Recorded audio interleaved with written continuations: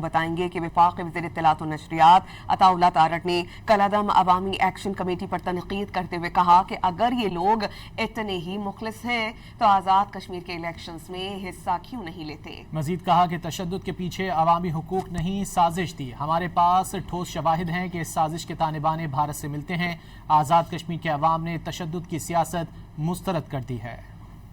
वो मुहाजिरीन की सीटों का मामला हो, वो पुरतशद्दुद एहतजाज हो जिसके तहत इन्होंने कश्मीरी पुलिस के जवानों को शहीद किया और कश्मीर के अंदर तशद्दुद की सियासत की,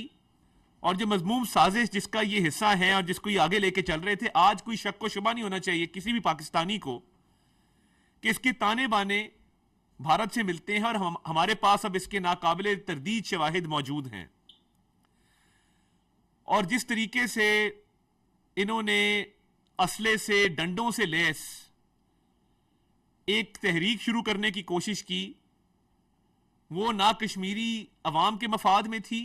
और ना उसका कश्मीर कौस से कोई ताल्लुक था। आज पाकिस्तान की कश्मीर की सियासी जमातें जो बड़े बड़े इज्तिमात कर रही हैं, जलसे कर रही हैं कश्मीर के अंदर, वो पाकिस्तान मुस्लिम लीग नून हो, वो पीपल्स पार्टी हो,